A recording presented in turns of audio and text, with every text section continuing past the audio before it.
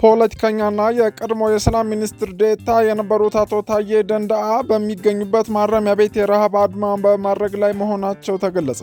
የግብጽ መንግስት የአረብ ሊግ አባል ሀገራትን ደህንነት የሚያስጠብቅ እንደ ኔቶ ያለ ጥምር ጦር ለመመስረት የአረብ ሀገራትን ማስተባበር መጀመሩ ተሰምቷል። ሰላም ጤና ይስጥልን የተወደዳችሁ የኢትዮጵያ ሪፖርተር ዩቲዩብ ቻናል ተከታታዮች፣ ወቅታዊና ትኩስ መረጃዎች እንዲደርሷችሁ የኢትዮጵያ ሪፖርተር ዩቲዩብ ቻናልን ላይክ፣ ሰብስክራይብ እና ሼር በማድረግ ቤተሰብ እንድትሆኑ እያስታወስን ኢሊያስ ክፍሌ የሰዓቱን አበይት ዜናዎች አስደምጣችኋለሁ። አብራችሁን ቆዩ። ሲንቄ ባንክ የሁሉንም ችግር የሚፈታ መፍትሄ ይዞላችሁ መጥቷል። የኦቢ ዲጂታል ብድር አገልግሎት ከቴሌብር ሱፐር አፕ መተግበሪያ ጋር በጋራ በመሆን የተመቻቸ የብድር አገልግሎት ሲሆን አዲስ ቢዝነስ ለመጀመርም ሆነ ያለንን ቢዝነስ ለማስፋት በተጨማሪም ዘመናዊ ስልክ ለሚፈልጉ በብድር መልክ ያዘጋጃል። እንዲሁም ለግለሰቦች ደሞዛቸውን በሲንቄ ባንክ ሲቀበሉ እስከ 1 ሚሊዮን ብር ድረስ ብድር ያመቻቻል። ፖለቲከኛና የቀድሞ የሰላም ሚኒስትር ዴኤታ የነበሩት አቶ ታዬ ደንደአ በሚገኙበት ማረሚያ ቤት የረሃብ አድማ በማድረግ ላይ መሆናቸውን ጠበቃቸው አቶ አበራ ንጉስ ለሪፖርተር ገልጸዋል። ጠበቃቸው አቶ አበራ የፖለቲካ እስረኞች ናቸው ያሏቸው ግለሰቦች በማረሚያ ቤት ሆነው የረሃብ አድማ መጀመራቸውን ተናግረው በዚህ የረሃብ አድማ ውስጥም የእርሳቸው ደንበኛ አቶ ታዬ ደንደአ እየተሳተፉ መሆኑን እንደሚያውቁ ገልጸዋል። እንደ አቶ ታዬ ደንደአ አይነት ከመንግስት ኃላፊነት ላይ ተነስቶ ለእስር የሚዳረግ ሰው የተለየ አያያዝ ያስፈልገዋል ሲሉም ጠበቃው ተናግረዋል። እንግዲህ እንደምታውቁት በቅሊንጦ ማረሚያ ቤት ያሉት የፖለቲካና የህሊና እስረኞች ፖለቲካዊ የምግብ አድማ ላይ ናቸው። እሳቸውም እንደማናቸው የፖለቲካ እስረኛ የምግብ አድማ አድርገው እንዳሉ ነው እኔ ያለኝ መረጃ። አሁን ከደንበኛ አንፃር ደንበኛ የፖለቲካ እስረኛ ናቸው ብለን ብቻ ሳይሆን ትናንት በመንግስት ኃላፊነት ትልቅ ኃላፊነት ሆነው ውሳኔ ሲሰጡ የነበሩ ሰው ናቸው። በዛ ምክንያት ዜጎች በተደረገው ሁሉ ቅር የሚላቸው መንግስት የበደላቸው በመንግስት ደስተኞች ያልሆኑ ሁሉ እሳቸውን በመጥፎ አይዲያቸው የሚችልበት አጋጣሚ አለ። ያ ማለት ትናንት መንግስት ላይ የነበራቸውን ኃላፊነት ተጠቅመው ለወሰኑት ውሳኔ የአሁኑ መንግስት እሳቸው ጋር ሲሰራ የነበረው መንግስት በደህንነታቸው ላይ ልዩ ጥበቃ የማድረግ ግዴታ አለበት። ያ ማለት ለእሳቸው ብቻ ሳይሆን ተመሳሳይ ስልጣን በነበሩ ምክንያቱም ከዜጎች ጋር ስታስር በተሳሳተ መንገድ የሚረዳ ዜጋ አይታጣም። ስለዚህ ያን ታሳቢ ያደረገ የሀገሪቱ የኢኮኖሚና ሌሎች አቅምን ታሳቢ ባደረገ የተሻለ አያያዝ ማለት የተለየ ጥቅም ማለት አይደለም። የነበራቸው ድህረ ታሪክን የነበራቸው የመንግስት ኃላፊነት ታሳቢ ባደረገ ከአምሳያቸው ጋር መያዝ ነበረባቸው ነው። ለዛ ነው እኛ እነዚህ ባልታሰበ በድንገት አንድ ክፍል ከዛ ከነበሩበት ክፍል አውጥተው ወደ ሌላ የበላይን ኦፈንደር ወጣት ወንጀል ታራሚዎች ወዳሉበት ለዛው በሳምንትና በወራት ርቀት ላይ በውጭ ቤት ወጋግተው አደጋ ደርሶ ግማሹ ሰው የሞተበት ለሕክምና የተዳረጉበት ወዳለው ክፍል ሲወሰድ የሴራ ግድያ እንዳይኖር ተጠራጥረን ነበር። ምናልባት ይህንና ሌሎችን ተከታትለን በሚዲያ በማጋለጣችን ቤተሰብም አቤቱታ በማቅረቡ እኔም ጉዳዩ ወደ ሕግና ፍርድ ቤት ይዤው ሊሄድ እንደሚችል ለመንግስት በመናገሬ መስለኛል መለስተኛ ማስተካከያ የተደረገበትና ይሄ ትክክለኛ አካሄድ ነው ብለን አናምንም። አንድ ሰው ጥፋት ካለው በሕግ ይቀጣል። ከዛ ከሕግ አግባብ ውጭ ግን በሌላ በመጥፎ አያያዝና አካሄድ ከፍርድ ውጭ ቅጣት እንዲዳረግ ለዛውም አደጋ ህይወትን ሊጠይቅ የሚችል የህይወት መስዋዕትነትን የሚችል ቅጣትን እና ጉዳት ሊደርስበት ወደሚችል ሁኔታ ተጋላጭ ማድረግ ግን በጣም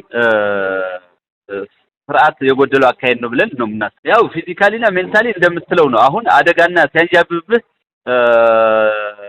ከፍርድ ውጭ እንዳልኩት ለአደጋ ለህይወትህ አደጋ ላይ የሚጥል በህግ አለ ብለህ ስታስብ ማሰብ አይቀርም። ማሰብ ስልህ ማንም ሰው በዘፈቀደ እንዲሞት አይፈቅድም በህግ አግባብ ካልሆነ ያ የራሱ ያሳደረው ተጽዕኖ ይኖራል። ከዛ ውጭ ግን ያው ጠንካራ ታጋይ ናቸው አቶ ታዬ።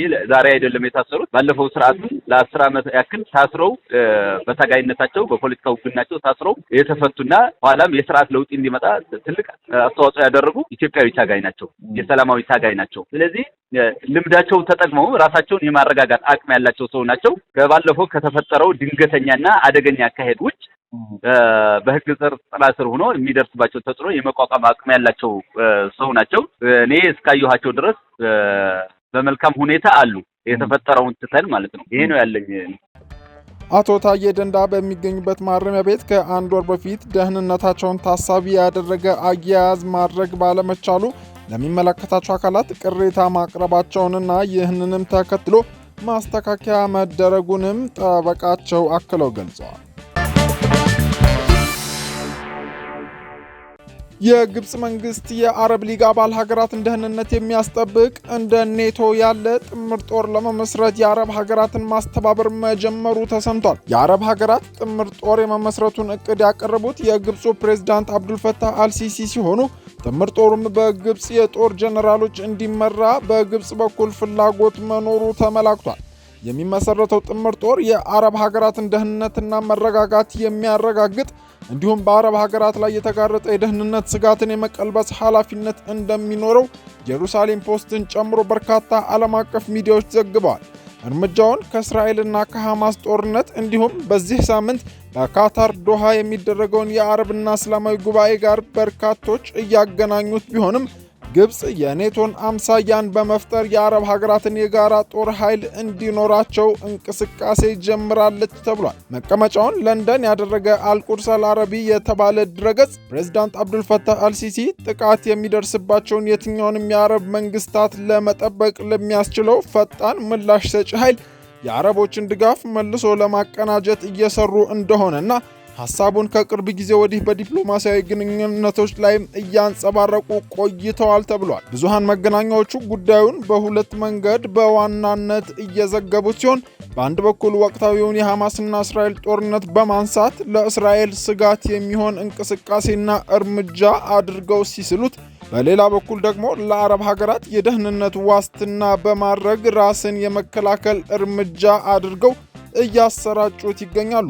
ማን የተባለ የፍልስጤም የመረጃ ምንጭ ደግሞ የካይሮ መንግስት ወደ 20 ሺህ ገደማ የሚጠጉ ወታደሮችን በዚህ አዲስ ኃይል ውስጥ ለማዋጣትና የግብጽ ባለ 4 ኮከብ ከፍተኛ ወታደራዊ መኮንን አዛዦችም እንዲሆኑ በተጨማሪም እቅዱ ከተሳካ ሳውዲ አረቢያ ዋነኛ አጋር እንድትሆን የታቀደበት ነው ሲል አስነብቧል። የአረብ ሀገራት የጋራ ጦር እንዲኖራቸው ለመጀመሪያ ጊዜ ሐሳቡ የተነሳው ከ10 ዓመታት ገደማ በፊት መሆኑን መረጃዎች ሲያሳዩ ሳይገፋበት እንደቀረም ተመላክቷል። ነገር ግን በቅርቡ እስራኤል በኳታር ሐማስን ኢላማ አድርጋለች ተብሎ የተፈጸመው ጥቃት ሐሳቡ ወደፊት እንዲመለስ እንዳደረገው አንዳንድ ዘገባዎች እየጠቆሙ ነው። ይሁን እንጂ የግብጽ ባለስልጣናት ጅምሩን ወደፊት ለማራመድ የሌሎች የአረብ ሀገራትን ድጋፍ ለማሰባሰብ ጥረት መጀመራቸው እየተገለጸ ነው። ካይሮ በኃይሉ ውስጥ የመሪነት ሚና ለመጫወት አስባለች የሚሉት ዘገባዎቹ የእዝ ኃላፊነቶች እንዴት እንደሚከፋፈሉ አነጋጋሪ ሆኗልም ተብሏል። ግብጽ ከፍተኛውን የማዘዣ ቦታ ለመያዝ እንዳሰበች የተገለጸም ሲሆን ሁለተኛው ደግሞ ወደ ሳውዲ አረቢያ ወይም ወደ ሌሎች የባህረ ሰላጤው ሀገራት እንደሚሄድ አመላክተዋል። የተወደዳችሁ የኢትዮጵያ ሪፖርተር ዩቲዩብ ቻናል ተከታታዮች ለወቅታዊና ፈጣን መረጃዎች የኢትዮጵያ ሪፖርተር ዩቲዩብ ቻናል ቤተሰብ በመሆን ላይክ፣ ሰብስክራይብ እና ሼር ማድረግ እናስታውሳለን። ለነበረን ጊዜ እናመሰግናለን። መልካም ጊዜ